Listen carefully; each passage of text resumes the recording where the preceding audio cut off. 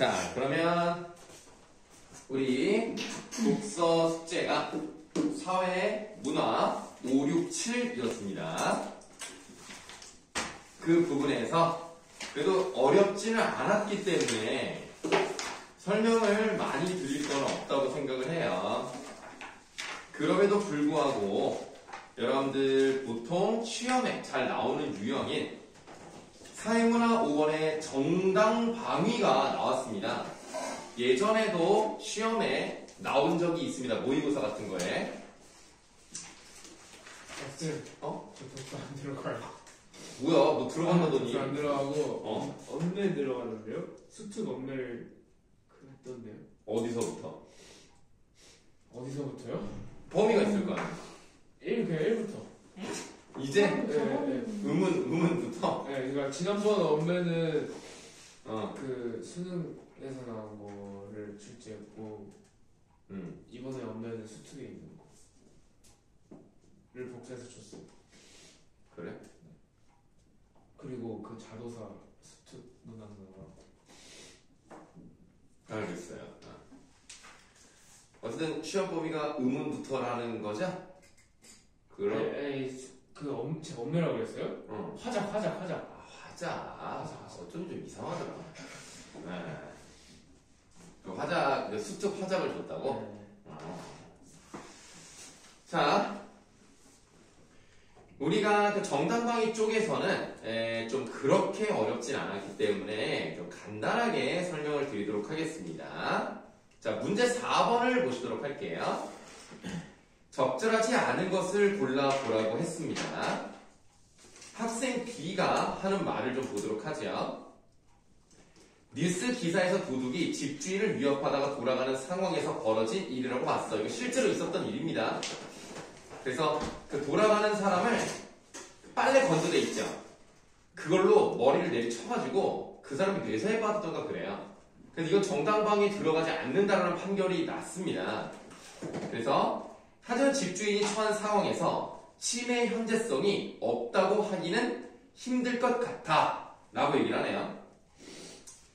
지금 이 학생 B의 입장에서는 정당방위라고 보는 거예요. 왜냐면 침해 현재성이 없다고 하기는 힘들 것 같다라는 말은 침해 현재성이 있다는 얘기죠.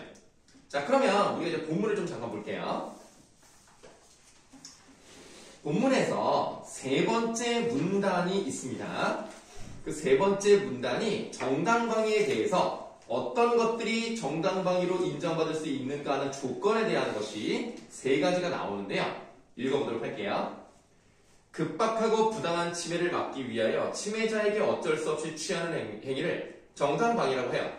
하지만 침해에 대한 방위 행위가 모두 정당방위로 인정되는 것은 아닙니다. 그렇다면 정당방위가 성립되기 위한 요건은 무엇일까요? 첫째, 바로 하시고요. 정당방위 상황이 있어야 돼요. 좀 너무나 당연한 얘기인데, 그럼 정당방위 상황이란 자기 또는 타인의 법익에 대한, 그러니까 법익이라는 것은 우리가 법으로부터 얻을 수 있는 이익, 이 법이 있기 때문에 나는 이런 혜택을 받을 수 있다는 거예요. 그럼 법익에 대한 밑줄, 현재의 부당한 침해가 있을 때를 말하면 이를 객관적 정당화 요소라고 하는 거예요. 객관적 정당화 요소라고 그랬죠? 그래서 아까 우리가 봤던 4번 문제의 2번이 틀린 거죠. 주관적 정당화 요소가 아닌 객관적 정당화 요소. 요런 얘기입니다. 2번이 이제 틀렸다는 걸 알 수가 있고요. 자, 그 다음에 학생 D의 이야기를 보도록 하겠습니다. 학생 D 읽어보시면 판결을 찾아보니 집주인이 맨손으로 도둑을 다치지 않게 제압할 수 있었음에도 무기를 사용하여 다치게 하였기 때문에 집주인의 행위는 정당방위로 인정되지 않았어요. 손으로만 때려도 됐는데, 아니면 뭐 이제 제압을 하거나 뭐 이제 눕히거나 뭐 묶든가 뭐 이렇게 했어야 되는데 무기를 썼기 때문에 이건 정당방위가 아니라는 판결이 나온 겁니다. 그런데 학생 D 생각으로는 이렇게 적절한 수단으로 인정하는 기준이 너무 엄격하면 위험한 상황에서 방위행위의 정도가 그 초과할까봐 제대로 상황에 대처할 수 없을 거라는 생각이 들었다는 거예요. 그러니까 우리나라는 되게 정당방위에 대해서 엄격해요. 그래서 저쪽에서 나를 때려도 일단 맞고 있든지 아니면 내가 한 번을 쳐야 되면 한 번만 치고 다시 방어를 하든지 약간 이런 식으로 정당방위가 좀 되게 까다롭습니다. 그래서 이런 걸 보면은 이 학생 D 입장에서는 너무 엄격하면 그 정당방위라는 요건을 충족시키기 위해서 거의 맞고 있다가 내가 죽을 수 있는 상황이 된다는 얘기예요. 그럼 잘못된 것이 아니냐 이렇게 생각하는 거죠. 자, 그런데 이제 법원에서는 왜 정당방위를 인정하지 않느냐? 최소한의 손실을 입히는 수단이 아니었거든요. 그러니까 정당방위에는 어떤 게 들어가야 되냐면, 자, 우리 130쪽에 맨 첫 번째 줄 볼게요. 방위 행위가 위험을 효과적으로 제거하는 데 적합한 수단을 쓴 것이어야 하고요. 그 다음에 밑줄 하세요. 여러 수단 중 방위자가 선택한 수단이 침해자에게 최소한의 손실을 입히는 수단이어야 한다는 말이 나왔죠. 이런 조건이 있기 때문에 4번에 5번은 맞다고 볼 수가 있겠습니다. 네, 이 부분은 여러분들 잘 하셔가지고요. 뭐 이 정도만 설명드리면 될 것 같습니다. 넘어가도록 하죠.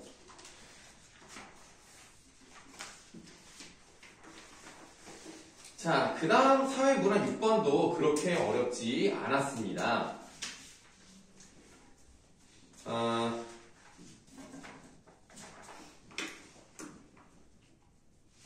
우리가 동그라미 B 부분을 한번 보도록 하죠.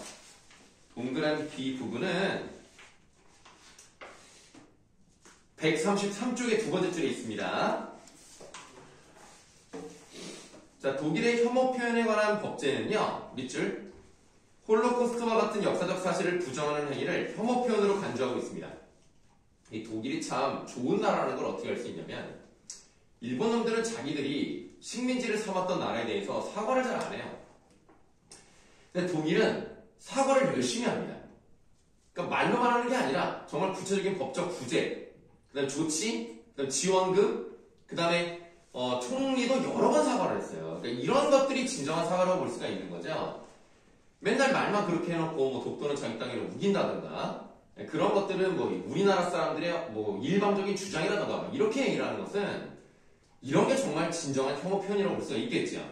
자, 또한 특정 집단에 대한 모욕의 경우 독일 법원은 불가변적 특성 또는 집단 외부에 의해 부여된 특성을 이유로 집단의 모든 구성원이 표적이 된 경우 밑줄 즉 일반 대중으로부터 명백히 구별되는 집단 구성원 전체를 표적으로 하였다면 또 어떤 것을 인정합니까? 집단 모욕죄를 인정할 수 있죠. 요거 바로하세요. 집단 모욕죄. 일반 대중으로부터 명백히 구별된다는 것은 어떤 의미를 가지고 있는가? 예를 들면 뭐 장애를 가지고 있다든가 아니면 뭐 이제 다른 나라에서 온 이민자라든가 이런 것들이 명백히 구분되는 집단 구성원이다. 그런데 어떤 개인에 대해서 얘기하는 것이 아니라 그것이 그 집단의 그런 놈들, 예를 들면 난민이면 난민들은 어떤 놈들인지 모른다. 범죄를 저지를 수 있다. 그런데 얘네들 추방해야 된다. 뭐 이런 식으로 얘기를 한다면 그 단순히 어떤 범죄를 저지른 개인이 있을 수 있죠. 물론. 그렇다고 해서 걔네들을 모두 다 싸잡아서 모욕을 하는 것은 이런 죄에 해당이 된다. 뭐 이런 얘기가 나와 있습니다.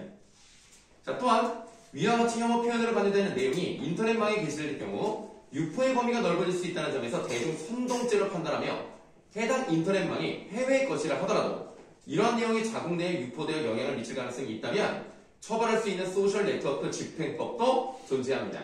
그래서 지금 우리가 이 동그라미 B에 관련해서는 4가지 정도를 봤습니다. 자, 그래서 4번 문제를 보시면 적절하지 않은 건데요. 자, 보기 2번 보세요. 아우슈비츠라는 거는 아우슈비츠 정말 유명하죠. 수용소에서 정말 많은 사람들이 죽었습니다. 뭐 가스로 죽고 좀 선생님이 알고 있는 게 있지만 좀 잔인하니까 더 이상 말씀드리진 않지만 이 폴란드에 있는 이 발음이 안 되네. 아우슈비츠 이 수용소 여기가 아주 악명이 높았어요. 계속 사람이 죽어 나오고 사람을 태우고 그래서 사람의 재 있죠. 재랑 뼈가루 막 이런 것도 계속 날리고 막 그럴 정도로 많이 죽었습니다. 그래서 이번에 아우슈비츠가 허위라는 A의 주장은 홀로코스트와 같은 역사 사실을 부정하는 발언이죠. 그럼 혐오 표현으로 간주될 수가 있다. 요 내용은 맞죠? 그게 2번은 답이 아니고 보기 5번에 A가 집단모욕죄로 처벌을 받게 된 것은 A를 고소한 유대인이 그 자신을 포함하는 집단의 모든 구성원을 대표한다는 점. 고소한 사람이 유대인이든 아니든 상관없이 고소를 할 수 있고요. 그리고 그것 때문에 대표를 한다는 그 점이 인정된 것이 아닙니다. 아까 우리가 밑줄 친 부분을 다시 한번 보시면은 일반 대중으로부터 명백히 구별되는 집단 구성원 전체를 표적으로 했을 때 집단모욕죄라는 거예요. 그걸 고소한 사람이 구성원을 대표했기 때문이 아니라는 겁니다. 4번의 답은 5번이 되겠고요. 이거 3번도 설명해 주시면 3번이요? A가 호주의 인터넷망에 혐오표를 게시했습니다. 호주는 독일이 아니죠. 외국이죠. 해외의 인터넷망입니다. 그런데 그렇게 게시했어도 불구하고 처벌을 받았어요. 그 처벌이 무엇 때문에? 소셜 네트워크 집행법 때문에. 지금 그 부분이 133쪽에 하나, 둘, 셋, 넷, 다섯, 여섯, 일곱 번째 줄부터 나오죠. 해외 인터넷망이 해외 것이라고 하더라도, 그러니까 호주 것이라 하더라도 이 내용이 독일에 유포가 돼서 영향을 미친다? 그럼 소셜 네트워크 집행법이다.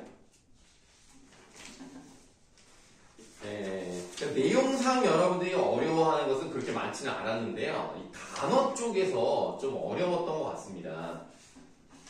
우리 그 동그라미 그 소문자 B 있죠? 전가라고 되어 있어요.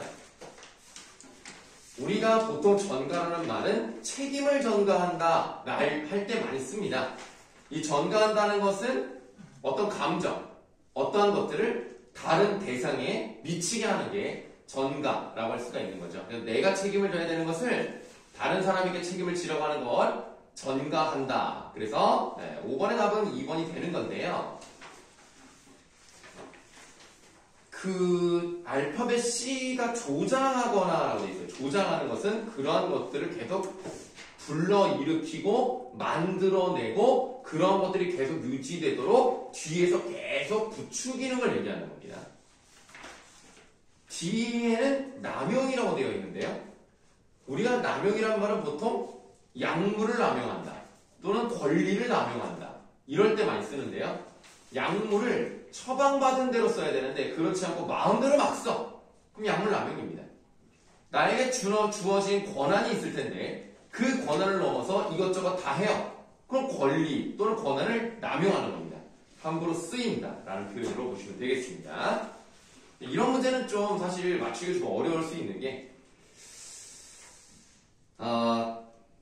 문맥상 이런 걸 잘 바꿔야 되는데 이게 내용이랑 직접 관련이 없잖아요. 이걸 모른다고 해서 내용을 모르는 게 아니라서 참 좀 그렇습니다. 어떻게 좀 외우는 수밖에 없으니까 좀 잘 연습 좀 해주시고 다음에 사회문화 7번으로 가시겠습니다. 이거는 내용면에서 조금 어려워했던 것 같아요. 여섯 문제이기도 한데요. 좀 설명을 좀 많이 드려야 됩니다.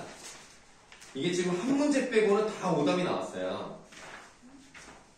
두 문제 빼고 4개에서 이제 다 나왔으니까 이걸 한번 좀 차근차근 읽어보도록 하겠습니다.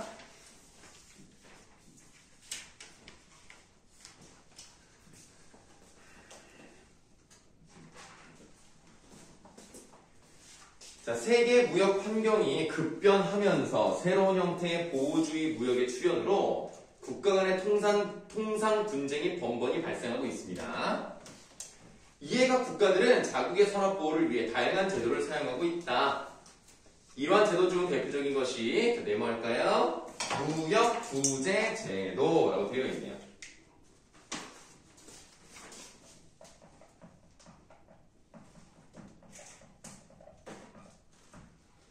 이 제도의 목적은 공정한 무역을 담보하고 시장 개방으로 초래될 수 있는 피해에서 국내 산업을 구제하는 것이다. 무역 구제 제도는 밑줄 불공정 무역 행위로 인한 피해에서 구제하는 제도와 공정 무역 행위로 인한 피해에서 구제하는 제도로 나눌 수 있습니다. 그런데 이 글은 불공정 무역 행위와 관련된 내용만 나와 있고요. 공정 무역에 대한 피해는 나오지 않기 때문에 그건 몰라도 되고요. 그래서 그 다음도 나오죠. 이 중에서 많이 사용되는 것이 불공정 무역행위와 관련한 구제제도입니다. 그래서 이제 공정이 있고 불공정이 있는데 실제로도 이제 불공정 쪽에서 이제 많이 구제제도를 하는 그런 걸 알 수가 있고요. 공정은 어차피 언급되지 않기 때문에 우리는 몰라도 됩니다. 자, 이 제도는 수입품들 중에서 덤핑. 일단 덤핑이 뭔지 모르겠지만 그렇대요. 정부 보조금 지급과 같은 방법으로 정상 가격보다 가격을 낮춰서 가격 경쟁력을 높이라고 되어 있어요. 이 문제가 좀 어렵지 않았습니까? 지금 6번에 A와 의미가 가장 가까운 것을 골라보라고 그랬는데요. 보통 답이 2번, 3번 둘 중에 하나 나와요.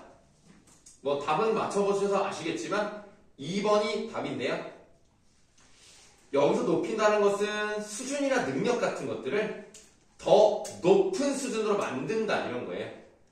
그래서 안목을 높였다는 것은 안목이 더 좋아졌다는 얘기죠.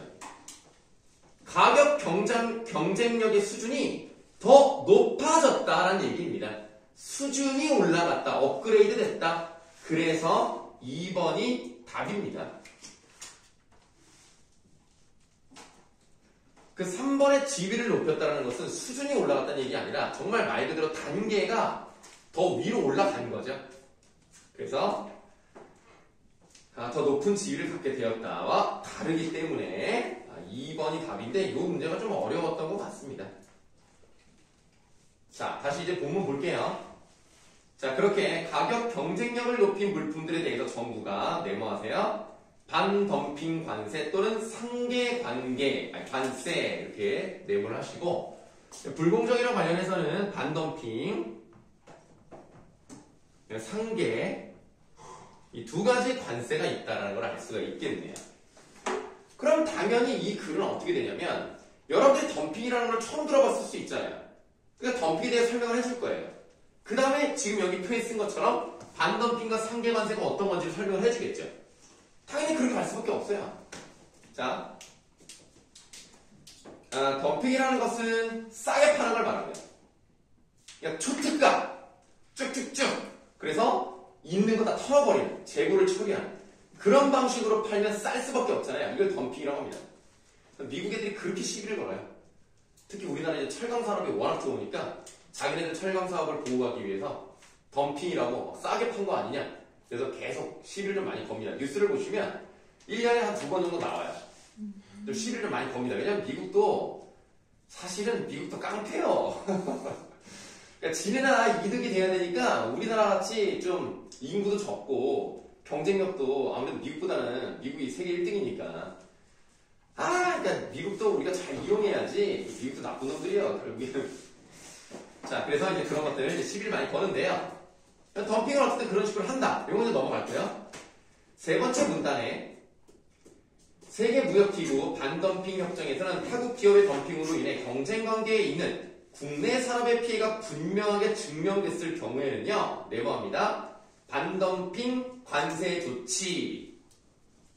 그러면 이게 이게 예를 들어서 미국이 국내 사업에서 피해 입으면은 반덤핑 조치를 내린다는 거예요? 그렇죠. 우리나라 기업 때문에 미국 안에 있는 기업이 피해를 봤다고 증명을 하면 그러면 이것 봐라. 한국이 우리한테 까불어 하면서 자기 나라 산업을 보호하기 위해서 우리나라 제품에 반덤핑 관세를 부과하는 거예요. 그러면 반덤핑 관세가 하면 우리나라가 수출한 제품에 관세가 붙는 건 그렇죠. 비싸지는 거죠. 그렇죠. 그러면 비싸니까 시장에서 경쟁력을 잃는 거예요. 그렇지. 그러니까 자기 나라 거 보호할 수 있다는 얘기지. 만약에 가격이 비슷하다. 그러면 해볼만 하잖아요. 오히려 관세를 붙여서 우리나라 게 더 비싸졌다. 그럼 더 좋은 거고. 그런 식으로 하는 거예요. 자, 그런데 무슨 말이 나와 있냐면 그 숫자가 나와요. 수출 가격의 2% 미만 또는 총 수입량의 3% 미만 요러면 입증을 못합니다. 그 굉장히 적다는 얘기예요. 자, 만약에 우리나라에서 수출하는 철강이 이 수출 가격에 2%도 안 되게 남아. 그런 경우라든가 아니면 전체 수입량의 덤핑 수입 물량이 3% 미만이면 조사를 안 해요. 굉장히 미미한 부분이기 때문에 에이 그럼 말어. 요런 겁니다. 그래서 피해를 입증할 수 없어요. 그러면 당연히 반덤핑 관세를 부과할 수 없다는 내용입니다. 오케이? 덤핑 마진이 뭐예요? 아, 그러니까 이거를 팔아가지고 얼마큼 남기느냐. 그러니까 원가가 9,000원인데 9,100원에 팔 수도 있잖아요. 그러면 마진이 2%의 미만인 거예요. 그러면 조사 안 해요. 많이 남겨 먹으면 조사를 해요. 조금 남겨 먹으면 에이 뭐 그 정도 남겨가지고 지네들가 뭘 하겠어? 요러면 그냥 냅둬. 그런 내용이에요. 자, 그래서 지금 읽은 문장 다음부터 볼게요. 하지만 덤핑으로 인한 불공정 무역임이 밝혀지게 되면 정부는 반덤핑 관세를 취할 수 있게 되는데 이때 수출 기업은 가격을 합의된 수준으로 인상할 것을 약속하여 반덤핑 관세가 부과되는 것을 면할 수 있다. 그러니까 관세 붙이지 말고 그럼 니네가 원하는 게 얼마야? 그럼 그렇게 올려줄게 하면은 부과하지 않습니다. 그 다음에 합의가 안 될 수 있잖아요. 그럼 어떻게 해요? WTO 분쟁 해결 기구에 회부를 합니다. 그럼 이 기구가 정말 이 협정과 잘 맞는지 아닌지를 판단해 준다는 얘기예요. 오케이? 네. 자, 다음. 반덤핑 관세가 기업의 불공정 무역 행위에 대한 무역 구제 제도라면, 자, 이번에 상계 관세가 나왔으니까 네모할게요. 이거는 보조금을 이용한 불공정 무역 행위에 대한 무역 구제 제도입니다. 그러니까 보조금이라는 것은 정부에서 도와주는 금액이라고 생각하시면 돼요. 더워요. 더워요? 잠깐만요. 공을 너무 열심히 하나보지? 요거 일단 먼저 틀어보고요. 그럼 여기서 바람이 막 계속 들어와. 나중에 막 추워. 야, 너 나랑 똑같은 옷이다? 저번에도 그랬는데. 그러니까. 역시 명품을 알아보는구나. 일단 여기서 그냥 틀어보고. 이렇게 뻐근해. 뭐 힘드네? 뻐근한데요, 몸이? 공부한 거 아니잖아. 조금 해가지고 몸이 뻐근한다. 알겠어요. 그럼 공부 많이 하고 그냥 부서지겠다, 몸이. 많이 해요. 자, 보조금이라는 것은 뭔가 이제 지원을 해주는 거잖아요. 그러면 당연히 물건값을 싸게 팔 수 있잖아요. 왜냐면 어차피 정부에서 지원을 해주니까 우리는 조금 덜 벌어도 지원금이 더 많거나 같아도 어쨌든 나는 손해보지 않잖아요. 그럼 가격을 낮출 수 있고, 그럼 가격이 싸지니까 가격 경쟁력이 높아질 것이고, 그럼 수출이 잘 될 것이고, 그래 저쪽에 수입하는 입장에서는 짜증나네? 이런 정부가 이거 결국 도와줘가지고 수출하는 거 아니야? 뭐 이런 생각이 들 거 아닙니까? 그래서 밑줄 하세요. 특정 정책을 달성하기 위해 정부 또는 공공기관이 산업 혹은 기업에 재정적으로 기여하여 수여자에게 혜택이 있게 될 때 이 재정적 기여를 보조금이라고 합니다. 자, 지금 밑줄 친 부분에서 수여자라는 것은 어디를 말하겠어요? 공공기관이요. 받는 사람. 받는 기업이죠. 그러니까 공공기관이 지원하는 그 기업이 수여자죠. 그 지원금을 받는 입장, 그 업체가 수여자입니다. 그런데 우리가 밑줄 친 부분에서 조심하셔야 되는 게 뭐냐면 보조금이라는 거는 수출하는 업체만 해준다는 내용은 없어요. 수출을 하든 수출을 안 하든 무역을 하든 하지 않든 어떤 목표를 위해서 보조금을 주는 거는 다 똑같은 거예요. 무역을 하는 데만 주는 거 아닙니다. 아시겠죠? 그래서 여기서 2번 문제로 가겠습니다. 2번에 1번 보세요. 정부는 상품 무역 행위를 하고 있는 기업에 한정하여. 이런 말 없었죠? 1번 답 아닌 거예요. 2번 보세요. 특정 기업이 정부의 정책 달성을 위해 공공기관에 투자? 거꾸로 됐잖아. 공공기관이 기업에 주는 돈이란 말이야. 그래서 2번은 답이 아니에요.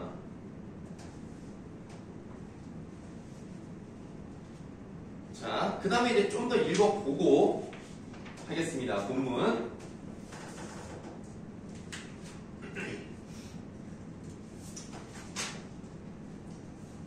자, 보조금은 각국 정부에서 정부의 정책을 실현하기 위한 대표적 수단이지만 이를 지급받은 기업의 경쟁력에 왜곡을 가져와 무역을 교란할 수 있다.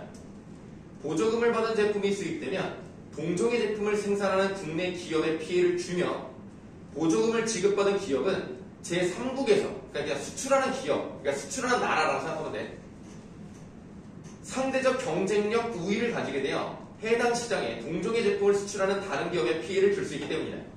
이에 WTO는 보조금 및 상계 관세에 관한 일반 협정을 통하여 각 국가의 보조금 사용을 규율하고 있으며 밑줄 하세요. 보조금의 무역 교란으로 인해 피해에 대하여 상계 관세를 취할 수 있도록 규정하고 있습니다.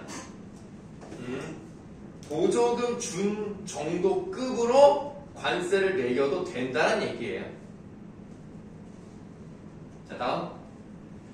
보조금 지급이 원인이 되어 피해가 발생했을 때 피해를 입은 국가에서 상계 관세 조치를 취하려면 보조금이 다음의 요건을 충족하는지 확인을 해야 돼요. 첫째는 상품 무역과 관련된 것이어야 하고요. 둘째는 정부 또는 공적 기관에 의한 재정적 기여로 인해 수혜자에게 혜택이 발생되어야 한다. 셋째는 특정 기업 또는 산업 혹은 특정한 지역 내 특정 기업 또는 산업에 한정되어 보조금이 지급되는 것과 같이 보조금의 제공이 제한되는 특정성이 있어야 된다. 보조금이 이 세 가지 요건을 충족하게 되면 먼저 이해 당사국 간의 협의가 이루어집니다.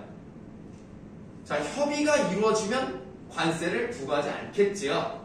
그런데 협의가 되지 않았을 때는 피해를 입은 국가라는 말에다 바로 하세요. 그럼 피해를 입은 국가는 어떻게 하느냐? WTO 분쟁 해결 기구에 제소를 해요. 그러니까 소송을 건다는 뜻이야. 소송을 걸고 밑줄. 국내 산업의 피해, 보조금 지급과 피해가의 인과관계를 WTO 분쟁 해결 기구에 증명해야 합니다. 누가요? 피해를 입은 국가가 하는 거예요. 보조금을 받아서 수출한 그 업체나 국가가 하는 게 아니라 피해를 입었다고 생각하는 국가가 증명을 해야 돼요. WTO가 증명하는 것도 아닙니다. 자, 다음.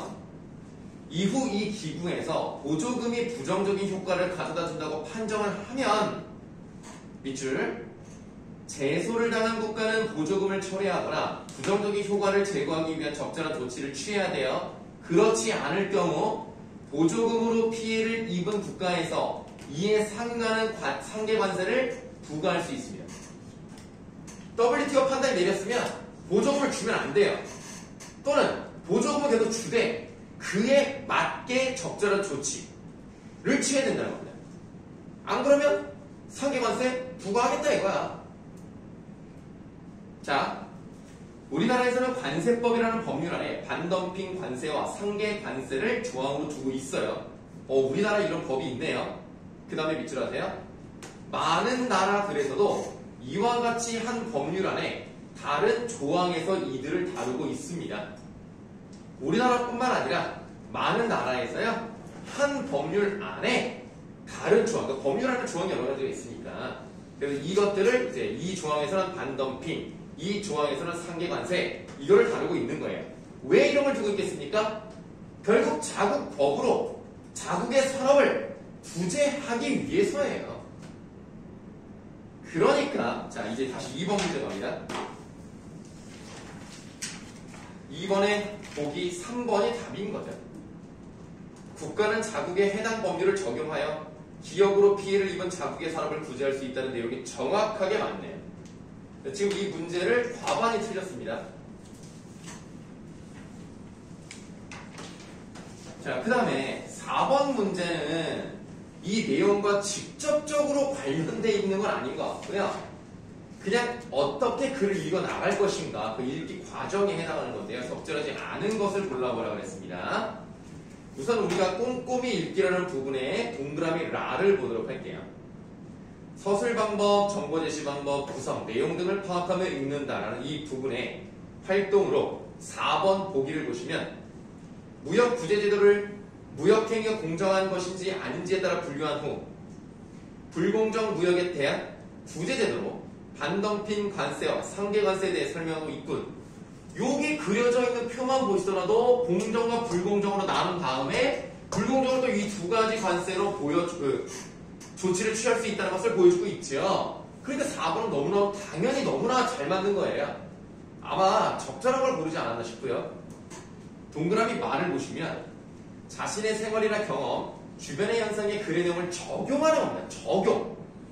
다 읽고 나서 다른 분야에 내가 그거를 집어넣어보는 거예요. 근데 보기 5번에 공정무역 행위로 인한 구제제도에 대한 정보가 없어서 무역 구제제도에 대한 전체적인 이해가 어려웠는데 교과서에 있는 공정무역 행위와 이에 대한 구제제도를 읽고 이해할 수 있어. 이거는 뭐야?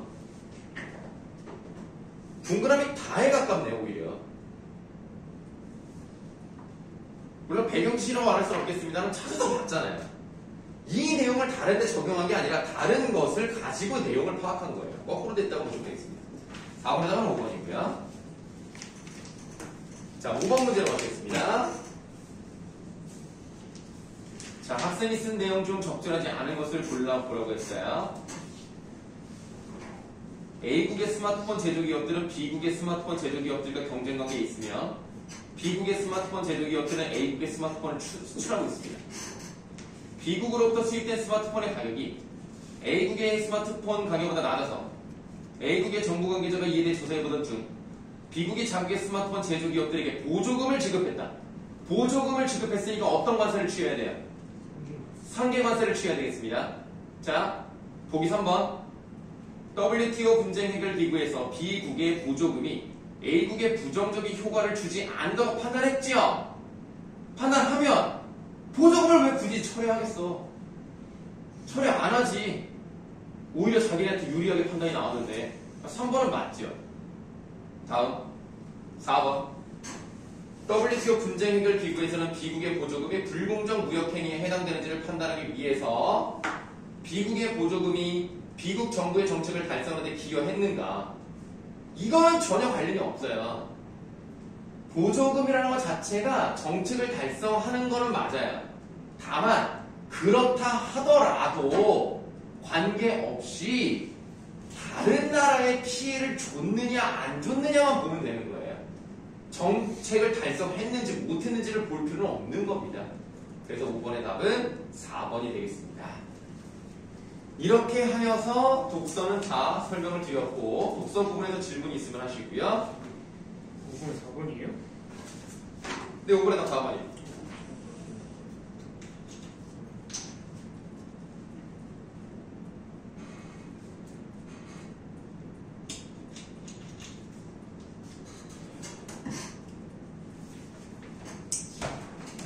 자, 그러면 문항을 좀 봅시다.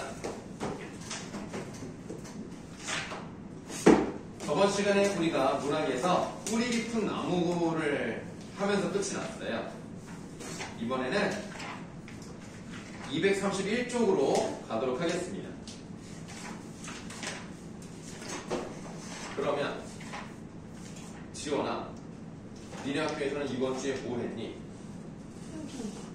그거밖에 안 했어? 엄매 나갔어요. 엄매 뭐? 아는 문장 아니에요. 오. 승은이는 엄매. 저번에 나한테 얘기했던가? 얘는 똑같이.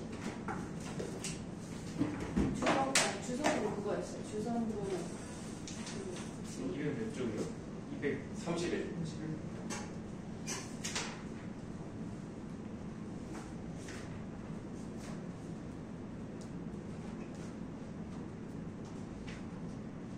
준이야, 그럼 너는 학교에서 문학은 자도사 하나 나간 거야? 저도 그 화장했다고? 그러니까 이거 시간이 3시간? 일주일에 3시간 들었는데 하루 수행평가하고 이틀 동안 자도사 나 하루 수행평가, 하루 자도사, 하루는 맞아? 네, 맞아. 사법 필요까지 했어. 알겠습니다. 또 열심히 또 진도를 나가가지고 또 문제를 또 많이 풀어봐야 되겠다. 자, 그렇다면 231쪽에 급수필 10번이 있는데요. 이거 문제 3번부터 보십시다. 문제 3번. 보기를 한번 읽어봅시다. 이 작품에는 역사적 인물들의 삶을 현재화하고 거기에 주관적 의미를 부여하는 글쓴이의 세계관과 가치관이 드러나 있다. 글쓴이는 자유분방한 삶을 살면서 시대의 한계에 도전에 따라 허균과 당대의 지배적 가치를 실현하여 질서의 정점에 오른 신사입니다. 그러니까 이 당시에 지배적 가치라는 것은 유교적, 봉건적 사회 제도, 즉 여자 입장에서 보면 남편 잘 모시고 아들 잘 키워서 이 집안에 도움이 되는 그런 역할을 제대로 했어요. 어떤 면에서 신사임당이 5만원 집회에 들어가는 것은 좀 잘못된 게 아닌가라는 생각이 듭니다. 왜냐면 집회에 있는 사람들은 나름의 업적이 있거든요. 신사임당의 업적이라고 하는 거는 그림 잘 그린 거랑 그 다음에 아들 잘 키운 거. 근데 요거를 업적으로 말하기엔 조금 애매하지 않습니까? 그러니까 차라리 뭐 유관순이가 있든가. 그러니까 지금 이제 여자가 없으니까 여자를 넣은 거는 이제 알겠어요. 그럼 이제 유관순을 넣든지 뭐 선덕명하고 좀 이상한가? 뭐 어쨌든 좀 나름의 자신의 업적을 좀 해야 될 것 같은데 좀 이상하긴 해요. 언제 정하는 거예요? 그게 몇 년 안 됐죠? 아, 네, 그래요? 10년 정도 됐던가. 5만원권이 생긴. 네, 5만원까지 생긴 지가 그렇게 오래 안 됐어요. 바꿔버리면 안 되나? 바꿔요, 갑자기요? 갑자기 어떻게 바꿔? 그 돈이 어마어마하게 많이 들잖아, 그러면. 그걸 바꾸려면 또 다 수고를 해가지고 다시 또 다 찍어내야 되잖아.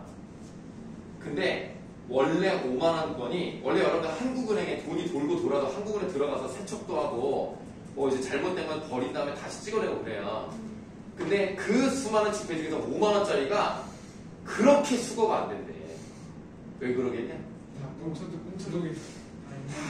누구 뒷돈으로 들어가는 거야. 그래서 5만원을 만들었던 얘기도 있어요. 왜냐면 5만원짜리 그 비타 500박스 있죠? 어마어마하게 들어가요. 5만원짜리로. 딱 그거 딱 들어오면 1억 말이에요. 그러냐? 뭐 10억이라고? 10억까지 될까? 요 정도가 100장이거든요? 진짜요? 그러면 이게 지금 100장이니까 500만 500만원이잖아. 500만원이 20개가 들어가야 1억이지? 20개 정도 들어갈 것 같은데? 10억은 아닌 것 같고 많이 넣어야 2억 아닐까?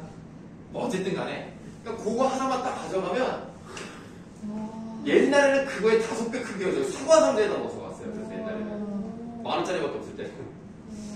왜냐면 수표는 추적이 되니까. 그래서 옛날에 유명했습니다. 딱 해가지고 이제 누가 딱 와서 뭐 인사를 딱 드리면 주머니에서 차키를 꺼내 딱 줘요.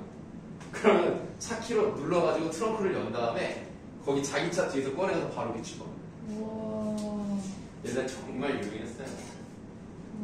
와. 그래서 이제 5만원짜리가 얼마나 주기도 편해. 그냥 서류 가방 같은 거 들고 가도 되잖아. 5분의 1로 줄어들고. 크기가 줄었으니까 얼마나 편해. 다 뒷돈도 들어갔다는 얘기가 있습니다. 어쨌든 자, 그래서 신사임당은 질서의 정점에 오른 인물이라서 인정을 받았던 사람이고요. 이가 누구야? 이율곡. 그래서 이율곡 모자를 떠올린 뒤 이들과 헌안선언을 대비해서 제시를 해요. 왜냐면 헌안선언은 남편에게도 버림받았고요. 자식들도 다 죽어요. 그러니까 유산도 하고 태어난 애들 둘도 죽어요. 그러니까 이 사람은 유교적이고 봉건적 가치관에서 인정받았다는 삶을 살 수가 없던 사람인 거야. 네, 헌안선언이 불쌍히 사람 그리고 일찍 죽었어요. 또 자기도. 집안도 망했고요. 자, 그리고 이를 통해 이제부터 밑으로 하겠습니다. 헌안선언의 비극적 삶을 부각하면서 경쟁에 의한 성취와 쾌락만을 쫓는 현대사회의 비인간성을 문제 삼고 인간이 겪는 아픔과 고뇌를 직시함으로써 그것을 야기한 사회적 구조적 문제에 다가서야 함을 독자들에게 역설하고 있습니다. 그래요. 그러니까 우리가 볼 때는 뭔가 겉으로 드러난 게 있어야 인정을 해주는 그런 사회란 말이야. 근데 허난설원이 그런 건 없거든요.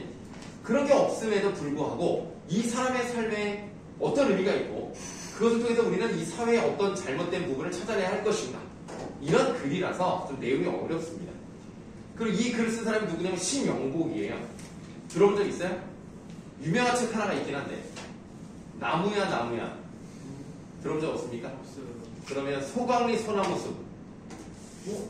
어? 리기디 니기디 뭐라고요? 리기디 나무 숲에서 니기디 나무 숲이요? 아니 뭐 갑자기 발음이 뭐 혀 짧아져서 뭐라는 거야? 니기디 나무야? 진짜로 이름이 리기디 외국이야? 아니 니기디가 뭐야? 나무 이름이다. 그래 나는 미안하다 난 처음 들어봤다. 뭐 어쨌든 간에 네, 그건 아닌 것 같아요. 네. 자 그럼 내용 한번 보도록 하면 내용이 재미없고 어렵습니다. 재밌게 해주세요. 이거 어떻게 재밌게 해줘? 영국이 형이 못 쓴 걸 어떻게 해? 글에 넣었어요. 못씁니다. 그거는 수능 특강을 쓴 이 저자 누구야? 저자는 EBS인가? 이 사람들 따져. 뭐? 이거? 류수열이 1번이래 류수열. 아니 그 수능수가 어떻게 만들어주는 거예요? 여기 써져 있는 선생님들은 왜 써져 있는 거예요? 이 사람들이 집필을 했으니까 이것저것 다 모아서 문제를 이 만들었겠지. 선생님 찾아야겠네. 1번으로 써있는 사람 류수열이잖아. 이거 가나다 순도 아니니까 이 사람이 대표인 것 같아. 1장이에요? 그런 것 같은데? 네. 만약에 가나다 순이었으면은 밑에처럼 검토나 온라인 사전 검토는 안 중요하니까 가나다로 갔잖아. 근데 얘는 아니잖아. 리을이 먼저 왔잖아. 이 사람이 1장이야. 그 다음에 김재환이 2장인 것 같아. 그럼 우리 쌤은 1, 2, 3. 아니가? 그 밑에 남궁민. 12장인데? 어디? 문장이 없어요. 갑자기 우리 학교 왔어요. 아 진짜? 네. 그래? 근데 독서 가르쳐요. 오, 문학 써놓고. 해양과학고네. 부럽다, 거기. 야 지금 보니까 니네 남궁민 알지? 네. 남궁민 이 사람, 와부. 이 사람이 고려대를 나왔단 말이야. 그래서 요거 연결해가지고 문장력이 같이 들어간단 말이야.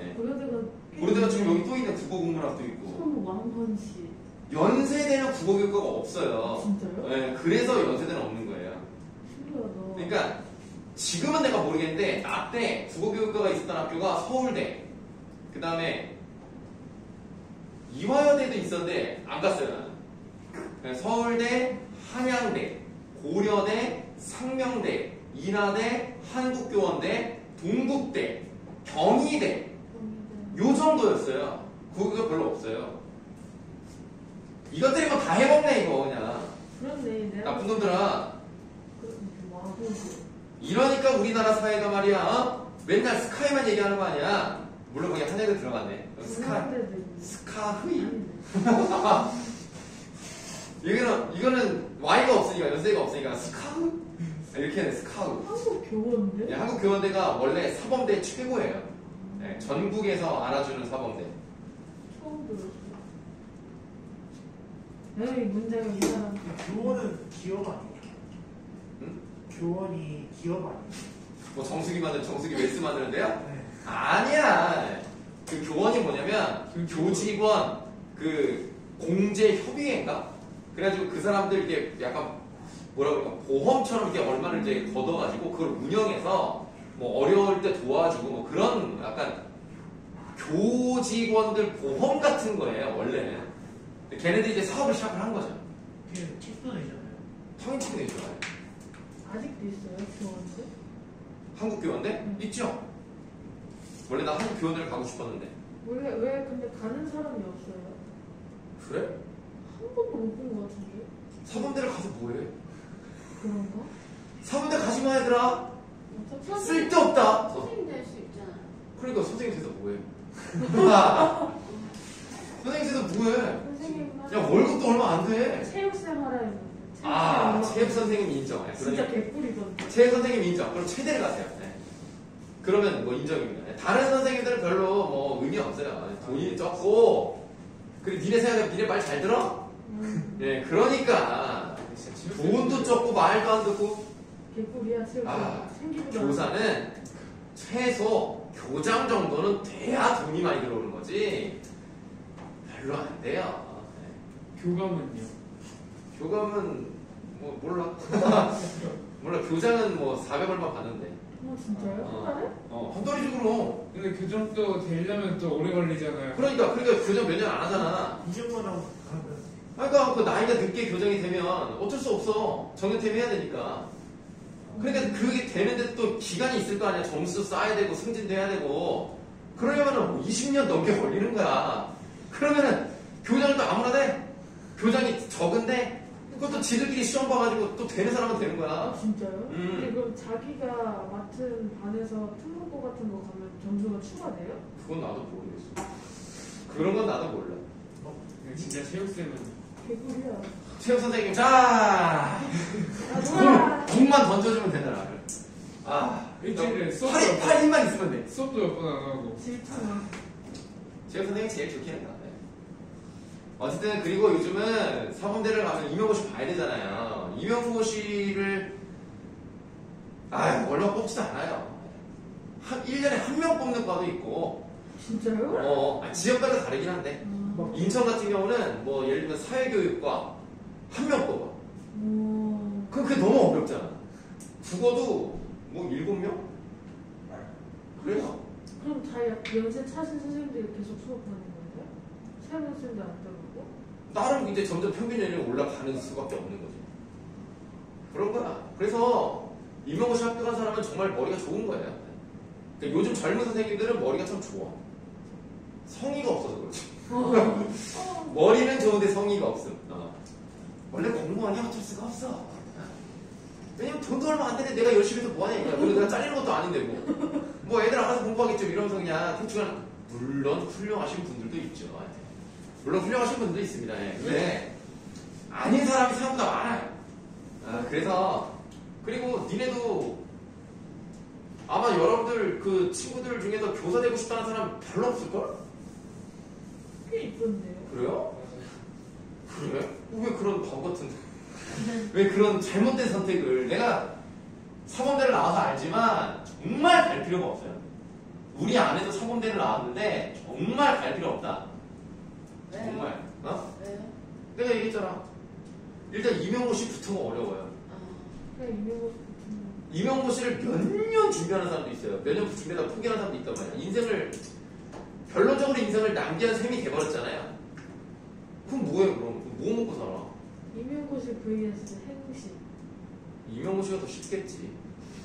행시는 진짜 어려워. 현시가 행정고시 5급 어렵야.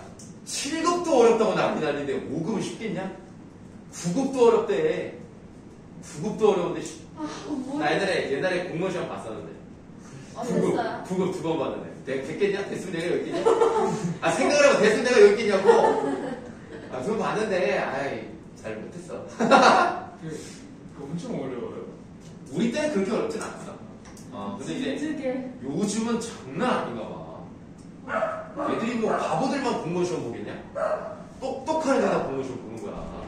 근데 이거 막 비구랑 지구처럼 아니요, 약간 좀 문법 같은 게 많이 나오고요.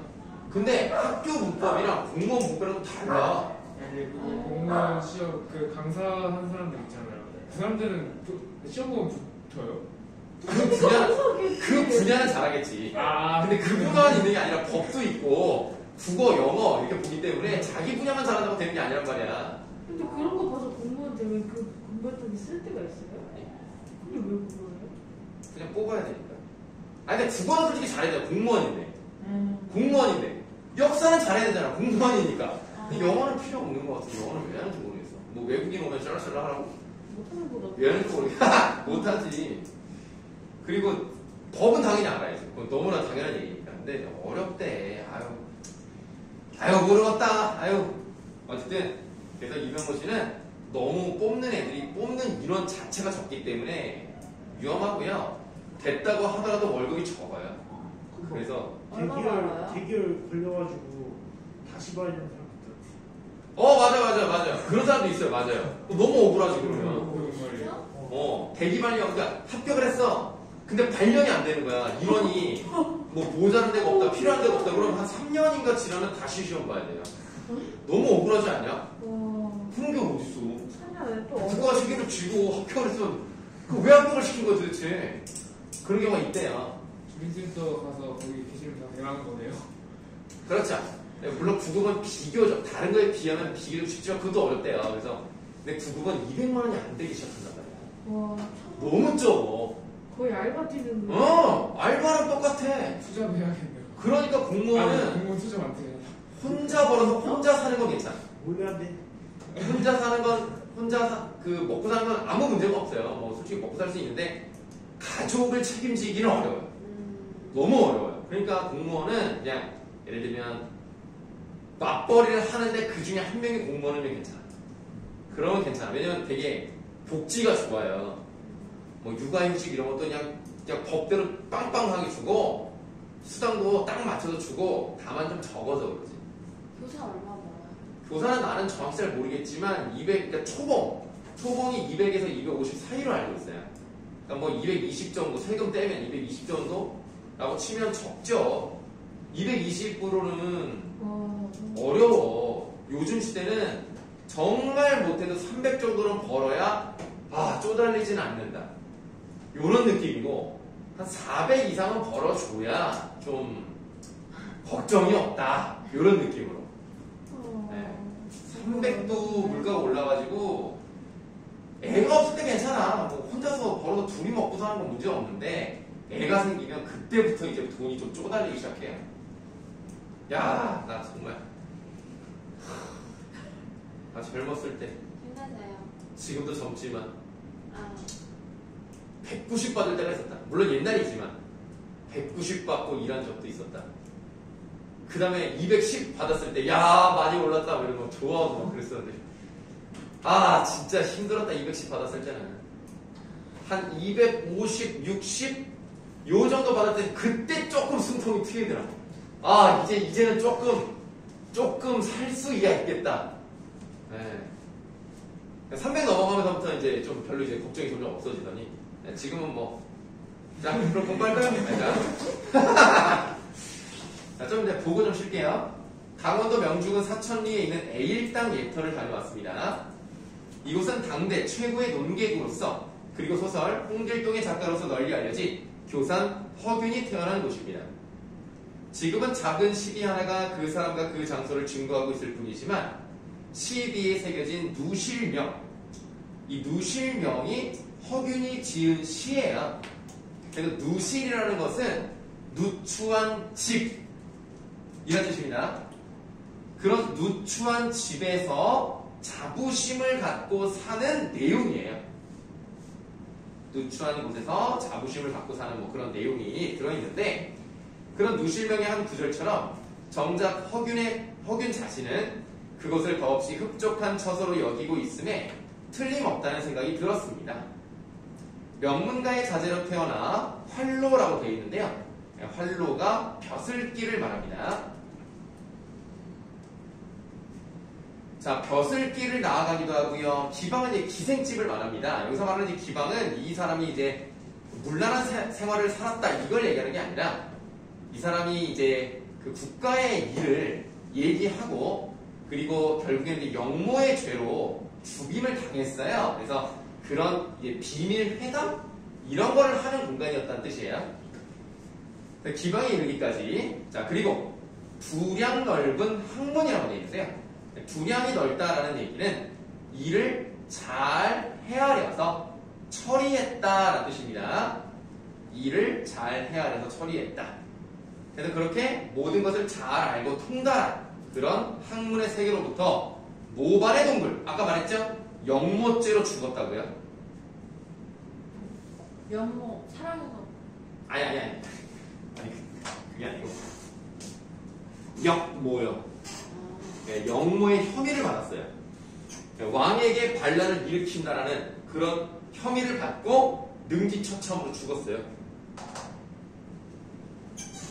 자, 모반의 덩굴에 이르기까지 그가 넘나들지 않는 경계는 없었습니다. 그 다음에 밑줄 하세요. 당대 사회의 모순을 꿰뚫고 지나간 한 줄기 미련없는 바람. 이게 바로 글쓴이의 평가가 되겠죠. 글쓴이는 허균에 대해서 이렇게 평가를 한 거예요.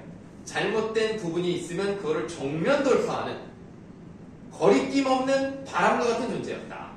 이렇게 평가를 했습니다. 비극적인 그의 최후에도 불구하고 양지바른 언덕과 시원하게 트인 바다 그 어디에도 회한의 흔적을 느낄 수 없었습니다. 이상한 일이었습니다. A땅 애터에서 마음에 보이는 것은 도리어 그의 누님인 헌한설원의 정한이었습니다. 밑줄 조선에서 태어난 것을 하나고 여자로 태어난 것을 하나던 그녀의 아픔이었습니다. 만약에 이 사람이 여자가 아니었다면 또는 여자라 하더라도 조선이 아니었다면 그러면 이렇게 힘든 삶을 살진 않았을 텐데 이 사람의 한의 감정이 A일 땅에서 느껴졌다라는 얘기입니다. 그러니까 지금 허균보다는 헌한설원에 중점을 두겠다는 얘기예요. 그러나 헌한설원의 무덤을 찾을 결심을 한 것은 오죽헌을 돌아 나오면서부터였어요. 오죽헌이 누구의 집이었어요?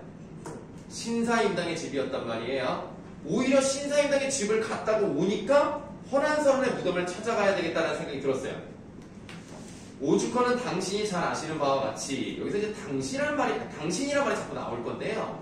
당신이라는 특정 독자를 얘기하는 건 아닙니다. 그냥 이 글을 읽는 불특정 다수의 독자를 얘기하는 거예요. 당신이 잘 아시는 바와 같이 율곡과 그 어머니인 사임당 신씨를 모신 곳입니다. 사임당은 마침 은은한 국화, 자, 국화 향기에다 내모하세요. 자, 국화라는 것은 우리가 예로부터 어떤 걸 상징하죠? 네, 좋아요. 지조와 절개를 상징합니다. 유교에서 제일 좋아하는 거잖아요. 그래서 이 사임당은 그런 느낌이 나는 거예요. 국화향기 속에 앉아 돌층계 위 드높은 문성사에, 네, 문성사는 이율곡을 모신 사당입니다. 이율곡을 모신 사당인데 사당은 그 사람의 이제 뜻을 빌어서 뭐 제사도 지내는 그런 곳을 말해요. 그래서 문성사의 그 아들인 율곡을 거두어 두고 있었습니다. 율곡 선생은 조선조 최대의 정치가이자 학자로서 결의 사표, 조금 어려움이 나왔어요. 사표는 모범적인 인물을 말합니다. 우리 민족에서 야 정말 훌륭하신 분이다 라고 추앙받는 그런 사람이 사표예요. 모범적 인물임에 틀림없고 그를 길러낸 사임당 역시 현모의 귀가 현명한 어머니의 그런 어떤 존경을 받는 거울과 같은 존재라는 거죠. 귀감이면 틀림없습니다. 공건적 미덕의 정점을 확인하게 하는 성역이었습니다. 함부로 다룰 수 없는 성스러운 곳이라는 거죠. 극화, 아주 그 최고의 정점을 찍은 엘리트주의가 곧 반인간주의라고 할 수는 없지만 그것은 분명 어떤 정점이었습니다. 그러니까 이런 거예요. 좋은 집안에서, 그러니까 우리 지금으로 따지면 판사 집안에서 어려서부터 영재야. 공부를 잘해. 시험에서 맨날 전교 1등. 좋은 고등학교 특목고를 딱 가가지고 전교 1등. 대학교 수석 입학. 수석 졸업. 바로 사법시험 패스. 바로 검사. 요런 느낌. 이런 엘리트주의라고. 어떻게 보면 좀 인간미가 없죠. 아니 이거 누구 괴물 아닌가 이런 생각 들죠. 엘리트주의가 반인간주의는 아니겠지만 어쨌든 정점을 찍은 건 맞다 이겁니다. 나는 교산을 찾아보고 오리라는 강릉행을 서둘러 거두어 서울로 돌아온 다음 오늘 새벽 일찍이 난설원 허초이의 무덤을 찾아놨습니다. 헌한설원의 난설원은 호구요. 초이가 본명입니다. 경기도 광주군 초월면 지월리. 밑줄. 자욱한 새벽 안개 속을 무럭무럭 찾아왔습니다. 무럭무럭 찾아왔다는 것은 가기가 어렵다는 얘기죠. 그러니까 사람들이 대놓고 아 이렇게 훌륭하신 사람이 살았습니다 하면 뭐 표지판 세워놓고 길도 닦아놓고 그랬겠죠? 그런 인물은 아니었다는 거예요. 무덤이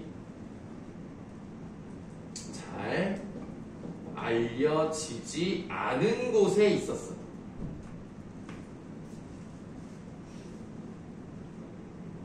이렇게 쓰자. 많은 곳에 있음.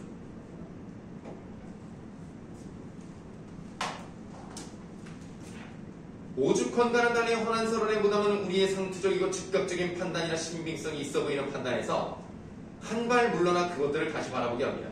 말이 좀 어렵습니다. 그러니까 오죽헌은요, 우리가 딱 봤을 때 이렇게 훌륭하신 사람이 집이었구나, 이런 생각이 즉각으로 든다고요. 그리고 그 말을 믿을 수 있어요. 근데 헌안설원의 무덤을 딱 보면 이 사람이 좀 잘 살았던 건가? 불쌍히만 살았던 사람 아니야? 이 사람의 무덤까지 우리가 와야 되나? 이런 생각이 든다는 얘기예요. 자, 좀 쉬었다 하겠습니다.